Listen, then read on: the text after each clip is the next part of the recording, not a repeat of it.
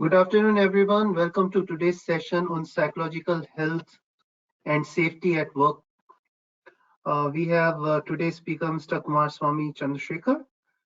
Um, we have to wait for a few minutes to ensure that a few more people can get benefited from the knowledge of Mr. Kumar Swami. Thank you for being patient. Maybe we can start in next 2 to 3 minutes. Thank you.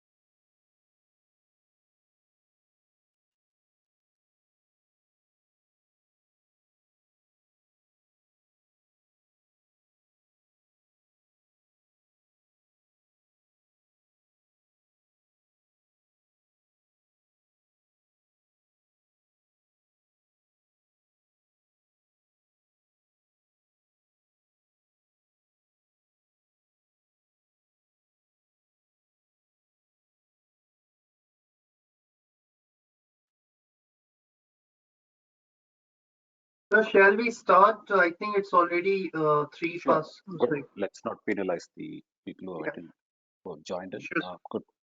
Fine. Um, a very good afternoon to all of you and a warm welcome.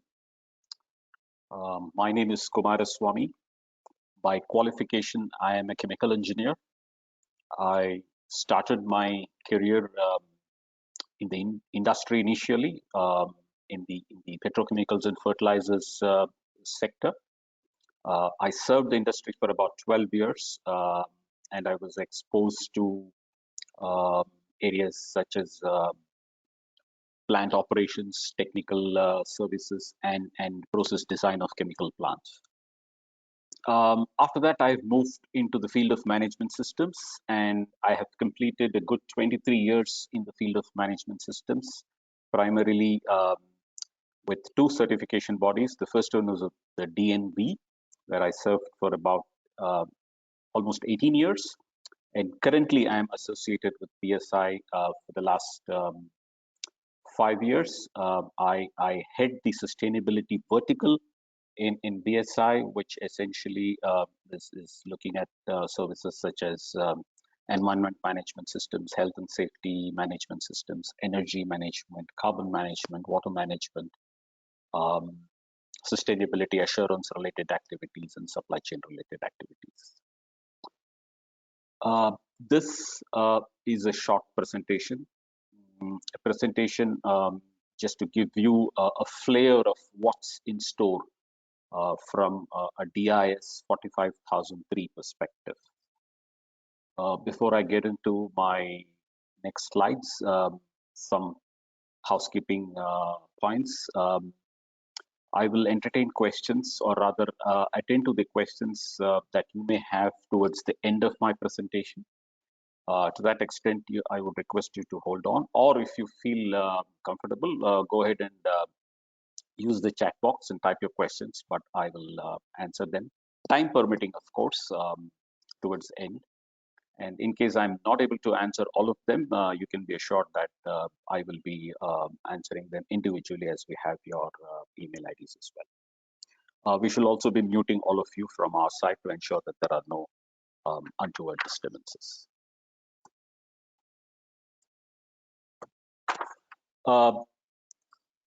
The brief outline, yes, today's session is all about looking at what is psychosocial risk and stress. What are the drivers and why is this an issue today?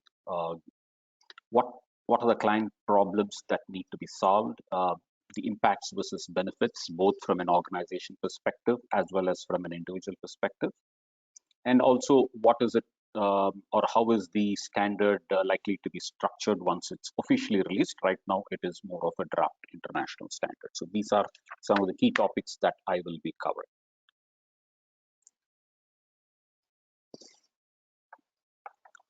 Well, first and foremost, psychosocial hazards are aspects of work which have the potential to cause psychological or physical harm.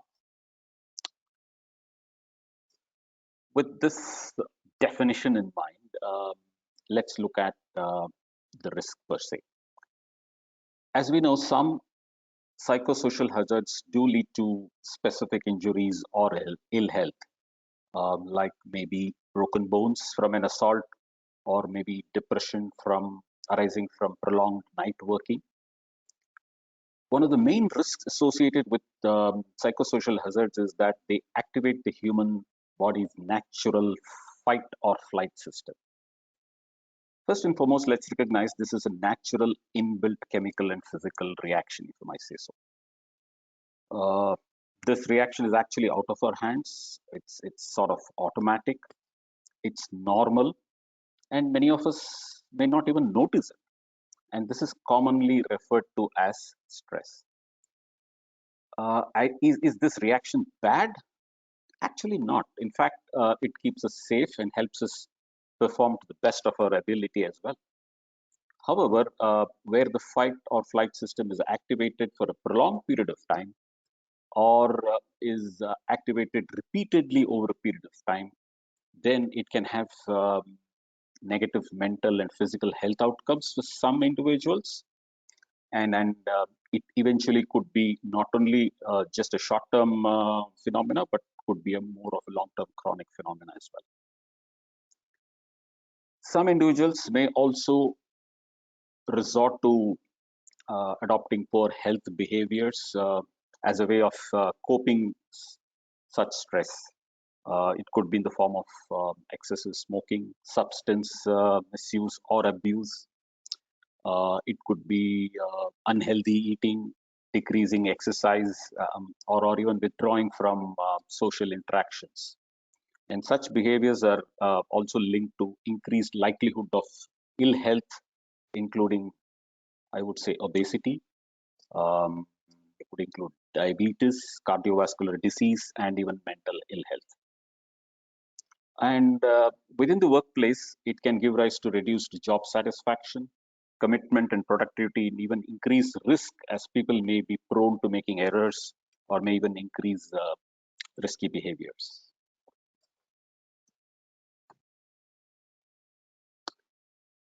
So, how do you recognize stress? Just for a moment, let's visualize the signs and symptoms that would be associated with stress. Just think about it. All the possible physical, emotional, and behavioral signs within the body that you think might be associated with the body's fight or flight reaction. I've tried to put as an example something on the slide. What part of the body systems get affected in the short term as well as in the long term. And as you can see, if you look at it from a mental perspective, short-term signs could be, being anxious, changed moods, leading to negative thoughts.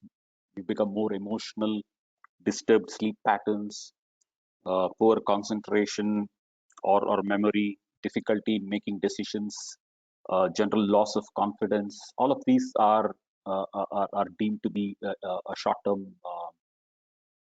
reaction. And in the long term, it could be anxiety, depression, post-traumatic stress disorders. So if this is from a mental perspective, you can obviously come up with a whole lot of other such signs or symptoms. For example, if you look at it from a skin perspective, definitely signs and symptoms could be something like sweating, excessive sweating, reddening or rashes on the skin, possibly even blushing. And these are possibly short-term symptoms. And in the long term, it could lead to eczema, psoriasis, or all of these. And if you look at it from a metabolism perspective, short-term signs could be increased cholesterol in the blood, increased glucose presence in the blood. And in the long term, it could be inefficient use of energy, increased fat deposits, leading to even diabetes and other such diseases.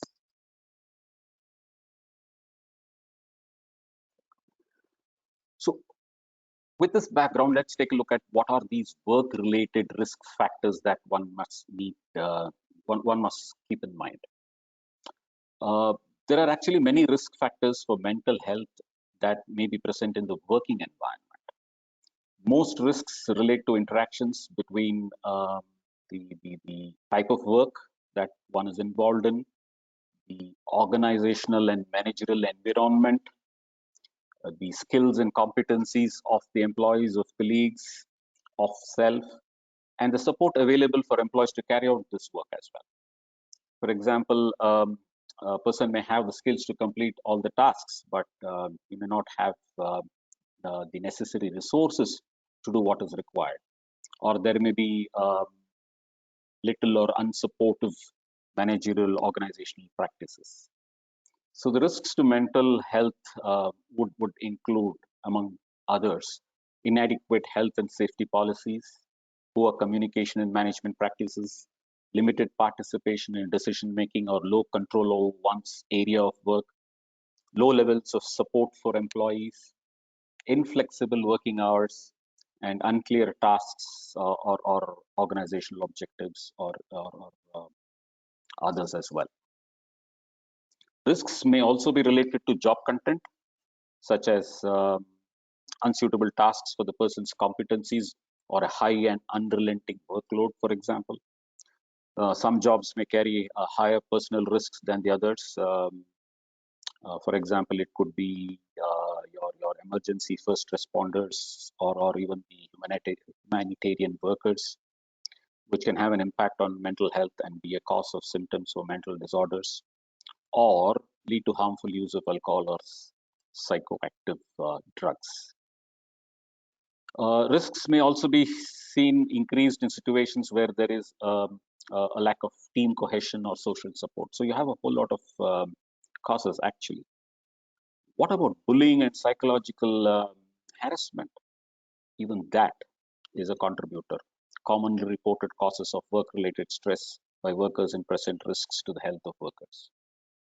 They are associated with both psychological and physical problems, in fact, and these health consequences can have costs for employers in terms of obviously reduced productivity and increased staff turnover.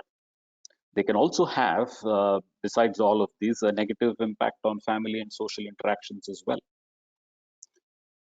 So, looking at all of these, the world today and ISO through 45003 specifically is looking at well-being at work. And what is this well-being being advocated? It is nothing but the fulfillment of physical, mental, and cognitive needs and expectations of worker related to their work. Well-being at work relates to all aspects of working life, including work organization. It includes social factors, work environment, the equipment, and all the hazardous tasks being performed. It is also being seen that well-being at work can indeed contribute to the quality of life outside of work, as I said a little while ago. So what are the drivers? In other words, why manage psychosocial stress at all? Mental health is something we all have, just like physical health. And just like physical health, mental health can sit anywhere on a scale from being good on one end to extremely bad on the other. It's a commonly accepted fact that adults spend roughly 1/3 of their lives at work, and that's a significant amount of time, mind you, within which we are likely to experience a large, wide spectrum of physical and mental health. Work is considered good for health, according to the World Health Organization, by the way. However, they also say that negative work environments can lead to physical and mental health problems and are also likely to perpetuate existing difficulties. And therefore, psychosocial hazards are increasingly recognized as a major challenge to health and safety at work. And some aspects of psychosocial risk, such as fatigue, are known to have contributed to some of the most serious industrial accidents in history. And the ones which quickly come to my mind at this point in time is definitely the Chernobyl nuclear accident at Ukraine, and of course the Texas oil disaster in the USA, as well as the one that happened in UK in the early 2000s. All of them are clearly attributed to psychosocial hazards. There are also many instances of musculoskeletal disorders within the workplace which are related to psychosocial risk than the physical movement itself. But this is somehow and often not captured during the investigation or reporting. So what are the statistics surrounding mental health and workplace? I've tried to put up something on the slides, but I can also add further to that. It is reported that more than 300 million people suffer from depression globally. Depression and anxiety cost the global economy an estimated 1 trillion each year in lost productivity. It said that mental health and substance abuse cost United States businesses between 80 and 100 billion every year. And another study showed that serious mental illness costs America up to 193 billion in lost earnings per year. Depression, I believe, is thought to count for up to 400 million lost work days annually. And approximately 1 in 5 adults in the United States, which constitutes close to 19% of the population, 20% of the population, experience mental illness each year. So these are some of the the dismal statistics that we are all trying to grapple with. And these figures also highlight how many people are struggling with mental health challenges and how that's affecting their daily lives. They also show how much money is lost as a result of this. It's currently a lose-lose situation, if I might say so. So with this background, Prashant, would you run a quick poll for me? I would encourage each one of you to respond to the question that comes up, and let's see how the current feeling is amongst the audience here. Is psychosocial risk management a part of your current occupational health and safety management system that is prevalent in your company?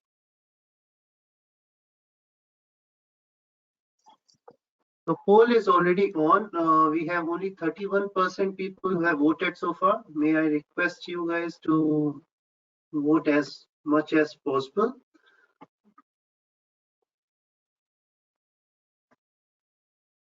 We are going to give 30 seconds maximum more for this poll.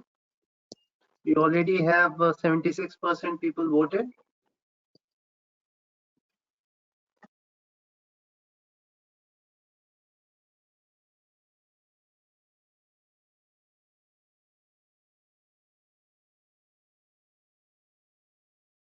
Okay, we are going to close the poll as of now. So we have closed the poll. So only 82% have voted for this poll. Out of that, 54% think yes and 46% think no. Okay, so more or less 50-50 in terms of psychosocial risk actually being part of the system or otherwise, and that's encouraging. And increasingly, this is indeed gaining importance, and that's the reason why the ISO has also decided to come up with a standard. So why is this an issue at all? Why is psychosocial stress hazard an issue at all? Psychological health and well-being is an area of occupational health and safety management which many organizations feel inadequately equipped to deal with. And not surprisingly, close to 50% of you have said it's still not part of your current occupational health and management system. Too often it has been dealt with in a superficial way. It's also possible that you don't know how to proceed further on this. It may be deemed as a nice to have rather than essential, yes. However, COVID-19, the pandemic has certainly taught us a whole lot of good lessons on this and sort of further heightened the need for organizations to manage the psychological health of their workforce. So what actually prevents client from adopting this? What are the problems that need to be answered, solved from an organization perspective? I've just tried to capture a few uh, points here. One, possibly organizations don't understand the issues. What gives rise to psychological ill health within the workplace, within their respective workplaces? What are known as psychosocial risks? They also need to understand the hazards that give rise to psychological ill health. Possibly organizations don't know what actions to take, what action to eliminate or mitigate the causes of psychosocial risks. They need guidance and examples of action that can be taken, guidances, for example, best practices, for example. And organizations possibly also need to understand how to manage. They struggle to effectively manage psychological health in the workplace, and they need a global good practice framework to improve psychological risk management. Therefore, there is a dearth in terms of actually gaining competency or a good understanding of what is psychological or psychosocial risks and hazards. What are the best practices to get hold of, to adopt, for example? Is there a framework to manage it on a day-to-day continual basis? And so from this perspective, ISO has brought out this standard on managing psychological health, psychosocial stress. The ISO committee that developed this ISO 45001, which we are all practically familiar with, the technical committee TC 283, have brought out this DIS as of now and are leading in the actual finalization of ISO 45003 as well. This standard will provide guidance on the management of psychosocial risk as a part of any organization's occupational health and safety management system. It's also the first global standard giving practical guidance on managing psychological health at work. And the intention of ISO as of now is that 45003 should be used together and in conjunction with ISO 45001, which is on the main occupational health and safety management standard. But what should be remembered is that this is a guideline standard. Therefore, companies, organizations cannot seek accredited certification. However, unaccredited certification is possible because, as I said, a lot of guidances are provided. It does not use the term shall, which is otherwise deemed to be a requirement, and then it's mandatory for organizations to adopt and implement. But in this guidance standard, it rather uses the word should. And from that perspective, it's more of a recommendation. And as with ISO 45001, the committee has also drawn on existing standards, which will include, among others, the BSI, the British Standards Institution's first national guidance standard on management of psychosocial risk in workplace. It's also used the national standard on psychological health and safety in the workplace in Canada, and also the work-related requirements on psychological health and safety from the Safe Work Australia. So they have used a whole lot of good practices already prevalent, like I said, BSI and in Canada and in Australia. And the first draft of this ISO 45003 was actually published on 26 June 2020 for public comments. And it was open for consultation until 4th October 2020.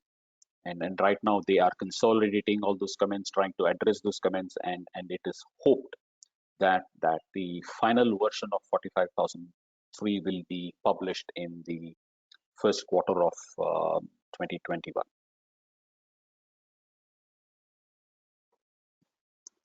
So what is this ISO 45003 all about? ISO 45003 is the first global standard giving practical guidance, as I just said a little while ago, on managing psychological health in the workplace. It will provide guidance on the management of psychosocial risk as a part of an occupational health and management system. So meaning to say that it is expected that the companies adopting this would already have an occupational health and safety management system. So we will be in a position to integrate any of these good practices into your existing systems. The draft standard includes information on how to recognize the psychosocial hazards that can affect workers, such as those that arise from work from home personnel. It also offers examples of effective actions, I would say even simple actions that can be taken to manage these and improve employee well-being. Who is this for? To address this question very specifically, ISO 45003 is written to help organizations using an occupational health and safety management systems based on ISO 45001. It will be useful for organizations that haven't yet implemented an occupational health and safety management systems too. And 45003 is currently at the draft stage, as I said, and hopefully by the end of Q1 we should be having final standard. So anybody can use the standard typically.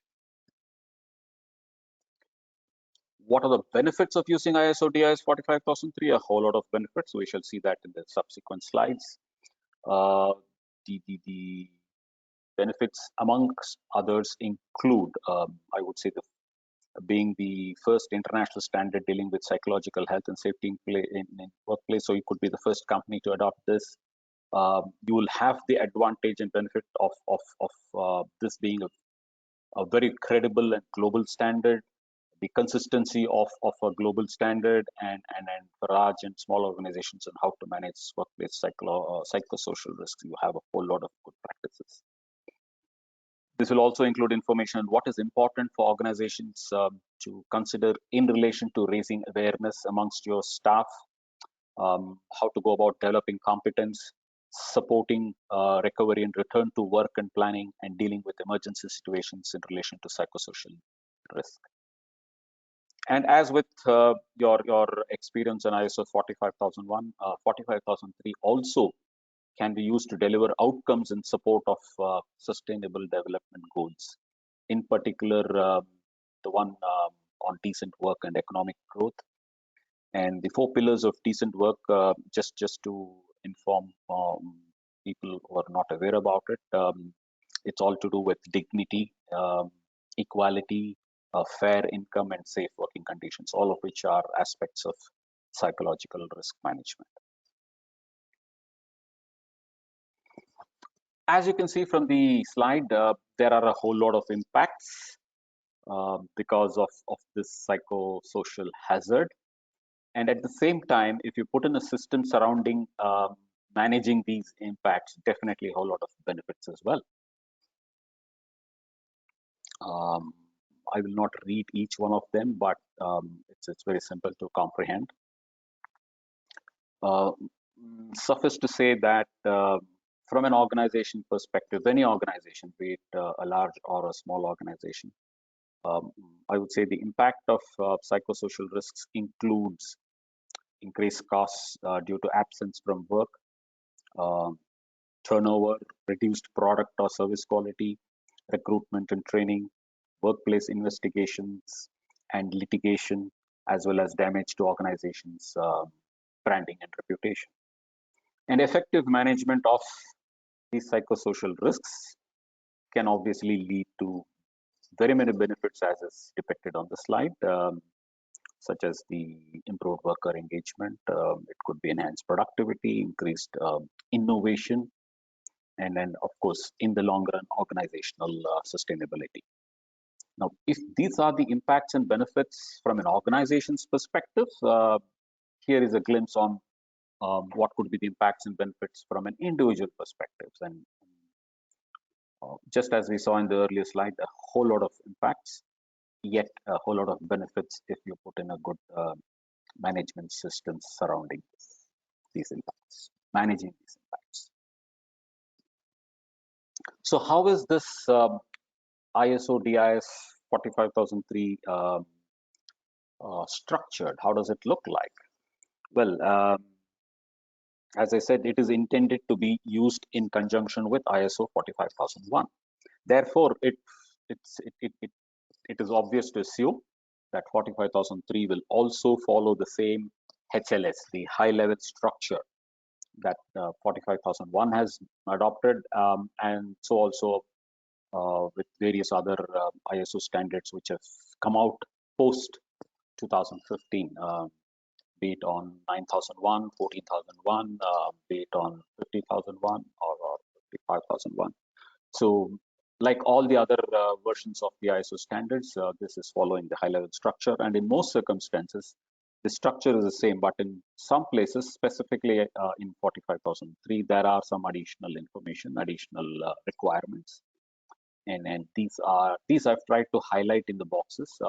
So for those of you who are familiar with the standard HLS oriented requirement, here it is. Context of the organization is typical. Understanding the context is 4.1, wherein you have also to look at external issues, internal issues, needs and expectations, scope. Not much of a difference there. Similarly, on the leadership requirement, you have the commitment part of it, the policy part of it, roles, responsibilities, consultation, and participation. Yes, some very specific requirements under the planning requirement, which we shall see in the following slides. Then you have the clause 7, which is all to do with support functions on resources, competence, awareness, communication, and documentation. Very important clause, apart from 6, I would say, is on the operations part of it. Clause 8, operational planning and control, emergency preparedness and response. And you have some requirements on rehabilitation, return to work. And then you have clause 9 on performance evaluation and management review. all the standard requirements there in terms of audits and management review and evaluation of compliance and monitoring, measurement and analysis. And lastly, but not the least, on an improvement, which looks at non-conformity corrective actions, incidents, and control. So the shaded ones do have certain specific requirements under 45,003, and that is something which you will have to definitely address in your implementation.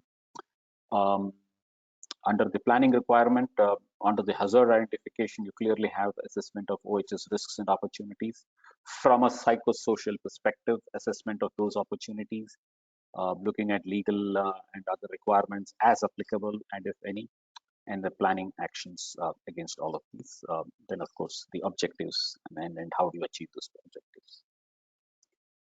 Communication, of course, internal communication, external communication, more emphasis on stress management, communication of those documented information. Very specifically, there's a requirement on how to maintain confidentiality, especially because it pertains to individuals, and therefore the information thereof definitely needs to be maintained confidential. So you have a specific requirement of that as well. Under the operation planning and control, you have very specific requirements. You have something on control towards psychosocial risks, control measures towards risks related to social factors.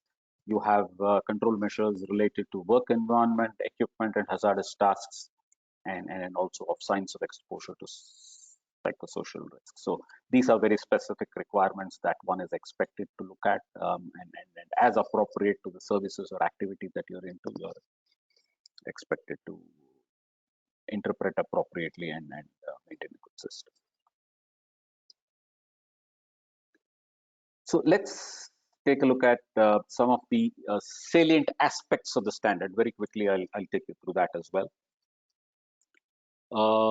One of the requirements is under the planning requirement, the organization should, it says, as I said a little while ago, this is a guideline standard, and therefore there are no shall requirements, only recommendations in the form of should. So it says the organization should identify hazards of a psychosocial nature, and these can include aspects of how work is organized. For example, roles and expectations. And if you reflect on roles and expectations, you could look at it whether in your organization under roles and expectations, are there any role ambiguities, any role conflicts? Are there scenarios where employees do not have clear guidelines of the tasks that they're expected to do, and therefore not do? Expectations within a role that undermine one another, uncertainties. So all of these lead to psychosocial stress. So you're expected to investigate, scrutinize, and then therefore address any hazards thereof. Job demands, for example, is that an issue? Basically, it means, is there an underutilization of skills? Are there conflicting demands and deadlines? Is there an element of having too much to do within a certain time frame or with a certain set number of workers? It could be anything. You're also expected to look at social factors at work, and then it could be in the form of recognition and reward, or the lack of it, for example. Is there an imbalance between workers' effort and formal and informal recognition and reward? Has it led to a lot of dissatisfaction? Career development, is there, do the employees, for example, look at career stagnation within the company? And you're also expected to look at work environment, equipment, and hazardous tasks, very specifically when planning your psychosocial hazards. Inadequate equipment availability, suitability or maintenance, poor workplace conditions. It could be lack of space, poor lighting, excessive noise. It could be all of these, some of these, any of these. maybe lack of tools, equipment, or other resources to complete day-to-day tasks, um, working in unsuitable environments, whatever. So you have to take cognizance of all of these, look at the associated hazards commensurate to your activities and services, and then you have to evaluate them and address them in form of control measures. Organizations should implement control measures for managing these psychosocial risks identified. Another key requirement is on creating a safety culture. Um, just as is the case in ISO 45001 also. This guideline standard also emphasizes on the importance on establishing a safety culture within the organization. So as an organization, as a company, one could adopt any means or model to establish this culture, but suffice to say that it should typically address some of the elements that I have tried to depict um, over a period of time for demonstrating maturity. For example, yes, emphasis on management, commitment, and visibility that should be very clearly brought out. Otherwise, it could be a failure. Trust, for example, including trust between management and workers and amongst colleagues themselves. Communication is something that needs to be addressed, which is all about referring to the style and effectiveness of communication. And communication, as is always, it's a two-way communication. It's just not one way.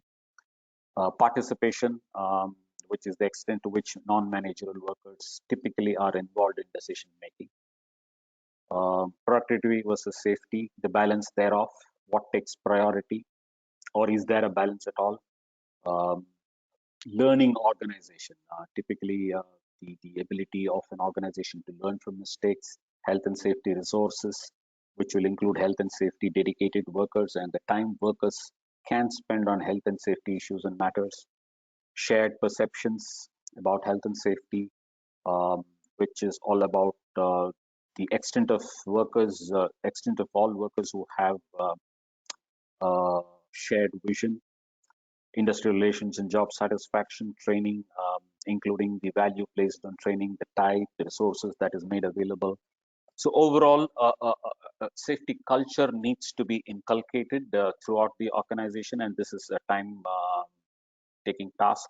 But eventually, mature organizations do ensure that there is indeed a culture developed. Another aspect, the key aspect of 45003, I would say, is on prevention.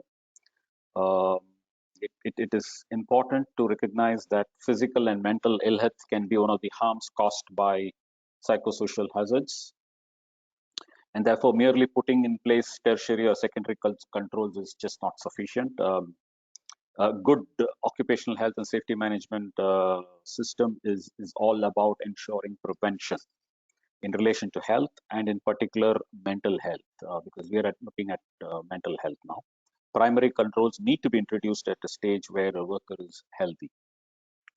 All other controls that you can think of after this stage, please recognize is sort of being reactive in nature.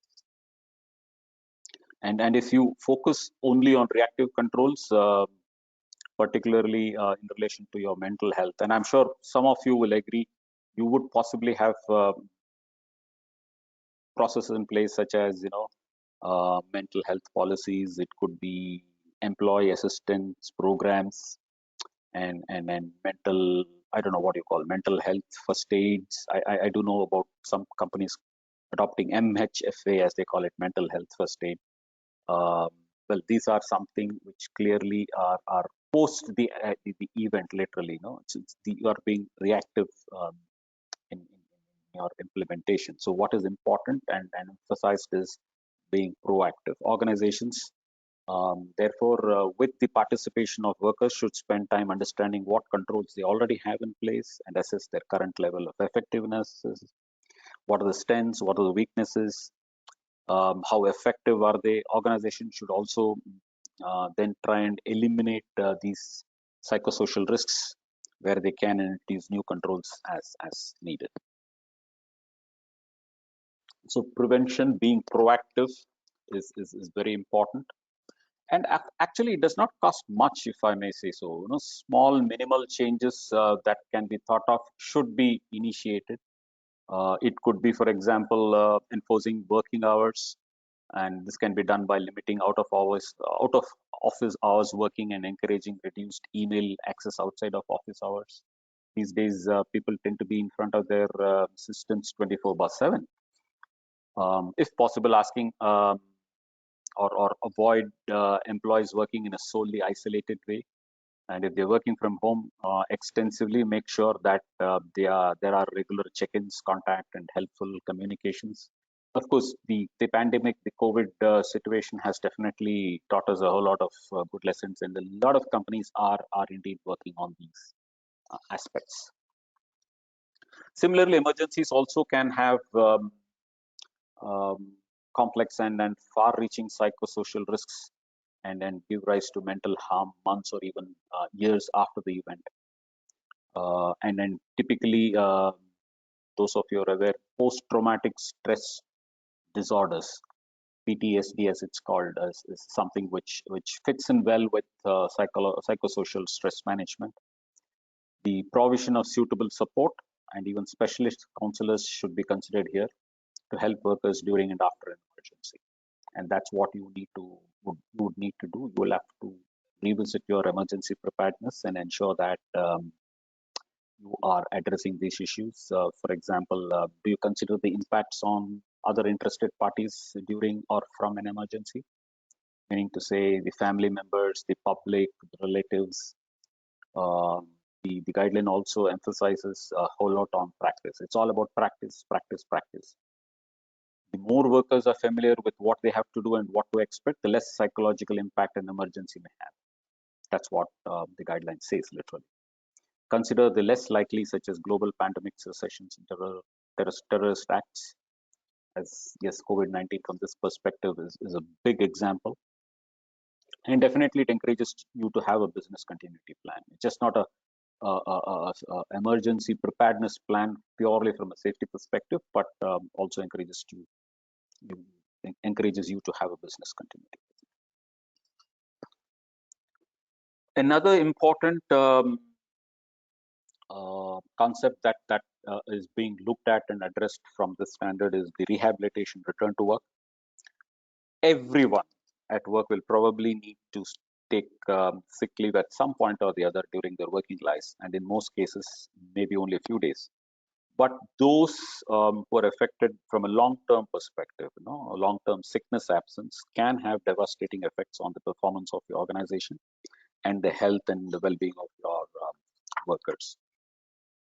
So it is seen that considerable benefits can be delivered from working in partnership with your workers when you manage sickness absence and return to work.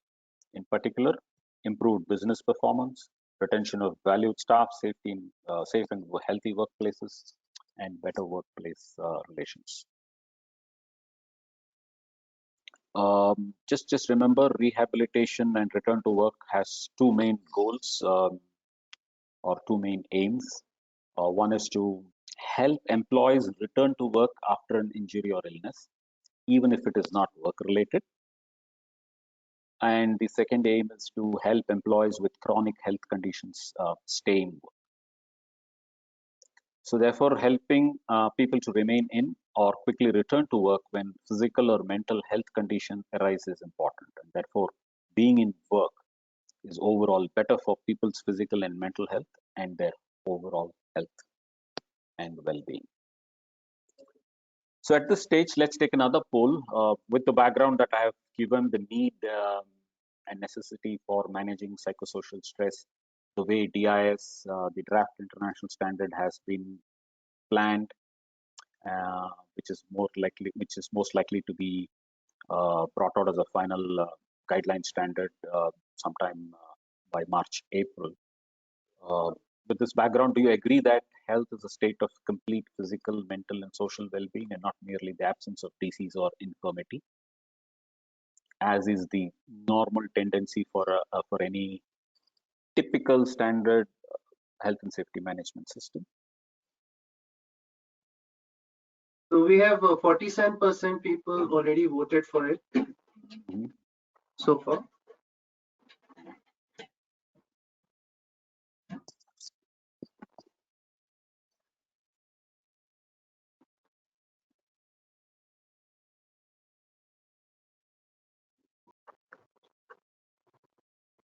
We are going to wait for 15 more seconds. I hope a few more people would be able to provide some good inputs, because I can only see 72% people have voted so far.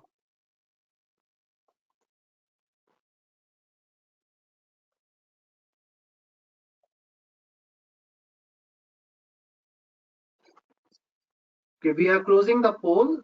So as far as result is concerned, 95% people think yes and 5% people think no. And total people who have voted are 78%. Okay, good. Thank you. I think I would definitely tend to agree. Majority of you have looked at it rightly from that perspective. So finally, is ISO 45003 good for your organization? Of course, yes. Supporting mental health within your organization has never been more important, and as well as helping you to build a positive working environment. This framework, I would say, for managing psychological health and safety can definitely help in improving your organizational resilience and also help in enhancing performance and productivity. And then the benefits include, of course, as depicted on the slide, high levels of discretionary effort, improved recruitment, retention, and diversity, enhanced worker engagement, increased innovation, legal compliance, and reduced absence from workplace stress, burnout, and anxiety. And as I said a little while ago, for organizations that are committed to sustainability, um, or increasingly aligning their corporate strategy to the United Nations Sustainable Development Goals, yes, this standard definitely is in line with that. 45003 demonstrates an organization's commitment to ensuring decent work conditions, health, and well-being. And for those companies seeking to enhance your ESG profiling, environmental, social, and governance profiling, implementation of this 45003 and its alignment to the SDGs will send a very powerful, a solid message to all your shareholders and stakeholders, which will definitely also include your employees, that as an organization, you are a truly caring company for the people. How can BSI help clients to manage? Well, please remember, as I said, this is still a draft international standard. It's available for public consumption. It can be bought from the ISO website. And as of now, we have a ready-made one-day training course available, and this is an offshoot of our current courses on occupational health and safety based on our requirements courses, and definitely it helps you to integrate it with the with your implementation on 45001, and with the due focus on psychological health rising out of this pandemic. It also links well with a whole lot of other issues, preparedness on pandemic management, business continuity, and on smart working. So based on all of these, based on ISO 45001, we have chalked out a one-day training program as of now. So feel free to contact us to take advantage of this, certainly. Thank you for this very patient hearing. I have another 5 minutes to take any questions. So Prashant, can I see a couple of questions, if possible, if there are any?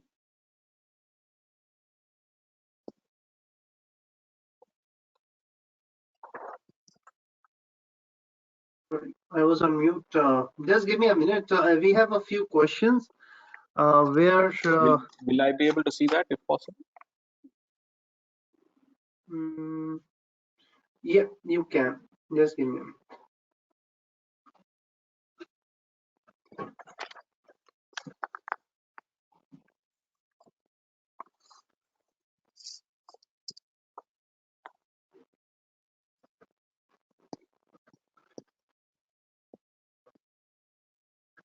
I hope you are able to see my screen. Yes, yes, I can see your screen, certainly.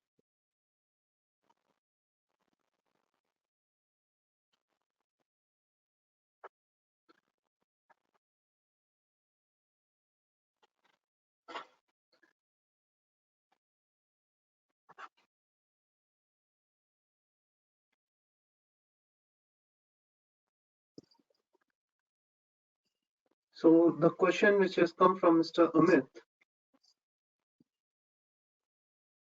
which is a fear causes, is one of the major aspects at workplace affecting efficiency, decision making, and health. What remedial action and treatment or trainings are suggested to minimize the risk on this account? Can I see the question, please, Prashant, if I have to get a comprehension of that?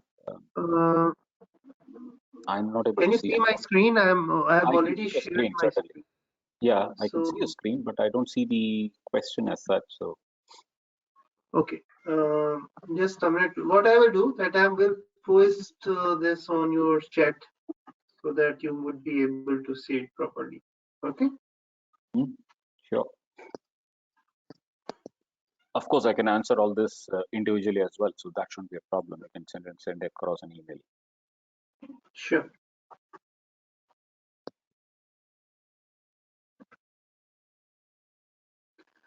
So the question is there in your inbox. I mean to say chat box.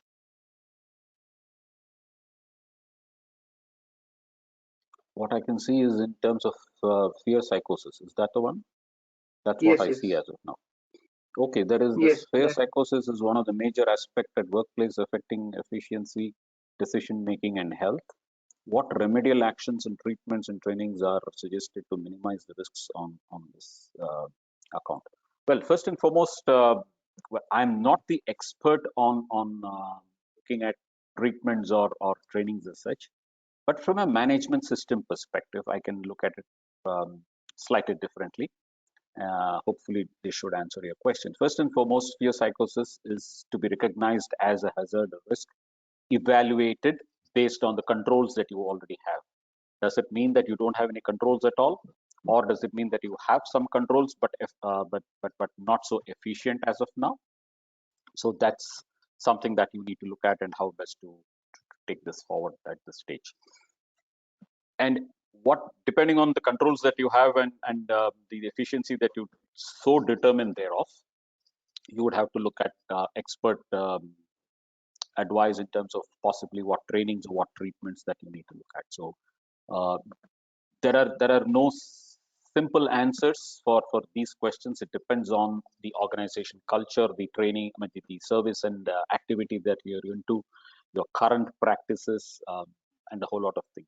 And equally important, when you say fear psychosis, it could be for various factors. The fact that you would possibly identify this as a significant hazard for the organization means you're opening up the eyes of the leadership, and the top management must take cognizance of this fact and then ensure that such fear psychosis is removed or in term, rather tackled in whatever manner it takes. But yes, recognition that it is a significant hazard, looking at the efficiency of your or the efficacy of your existing controls, what else needs to be done thereof through the use of competent people and resources is what is required from a system perspective.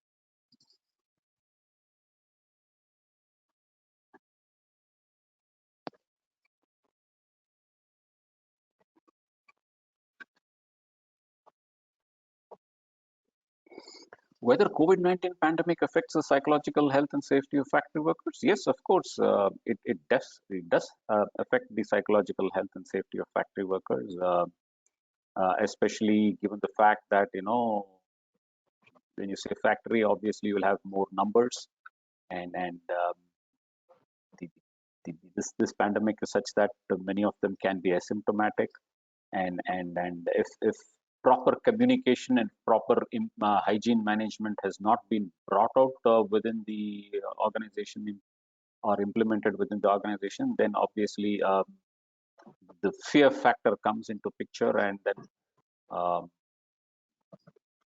with the fear factor comes loss of productivity and so many other things. So definitely, yes, it is affecting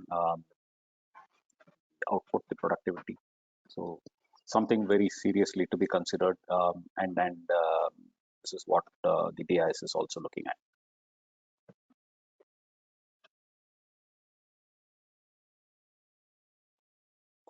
How can we handle the health impact related to psychological effect due to victims of jobless during? Yeah.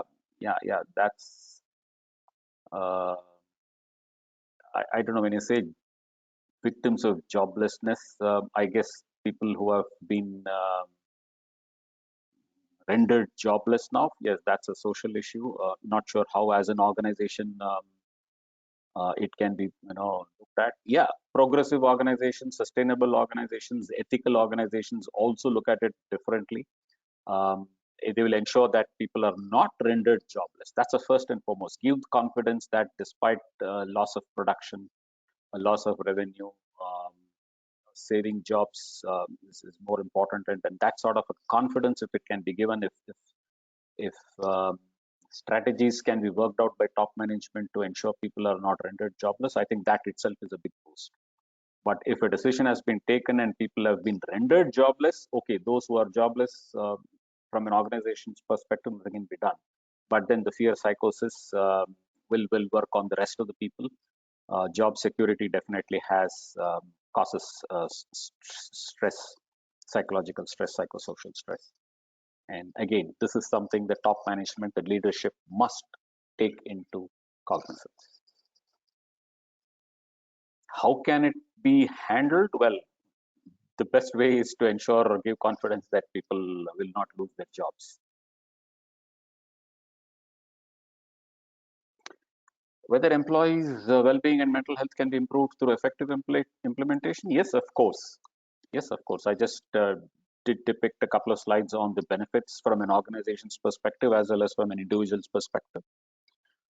Again, this is a guideline standard. Clearly, there are some good practices being advocated, which is what you would look at, try to interpret it as relevant for your activity and take advantage of it. So definitely it will help you.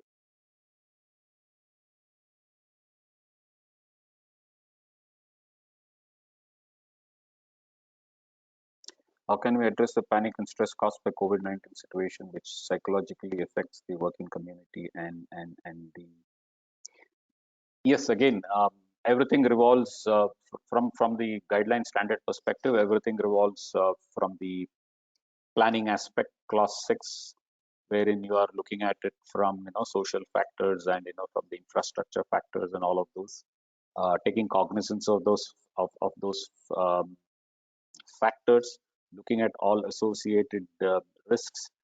Your existing control measures, obviously, if they are not effective, you have to build in additional measures for that. And a lot of guidances are given within the guideline, which you can interpret and take advantage of. So my first advice would be to please download the standard, get hold of the standard and read through it. A whole lot of good information is provided, which will definitely be beneficial. How to incorporate the psychological risk in HERA?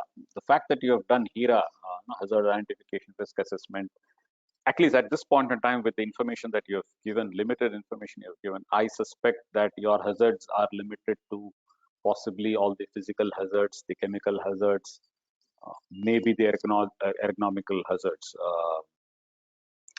meaning to say that psychological hazards or the psychosocial hazards have not been taken, recognized in your planning requirement, and that is what you need to do.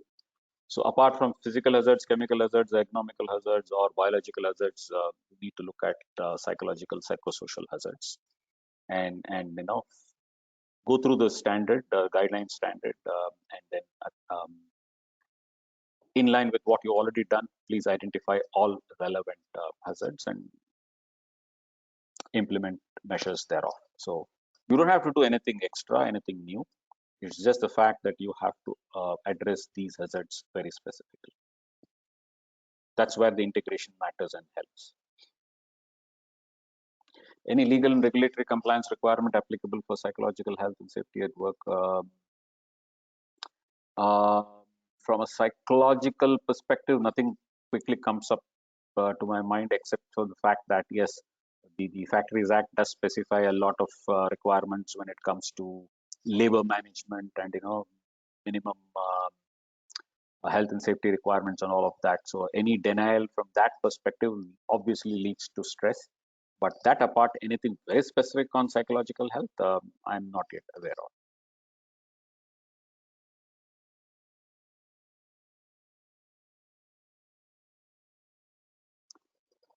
What are all the motivating factors to improve psychological health and safety? I'm not sure I understood your question. Uh, the factors towards improving the need for psychological health and safety of employees is primarily on those two counts I told you, from an organization's perspective and from individual perspective.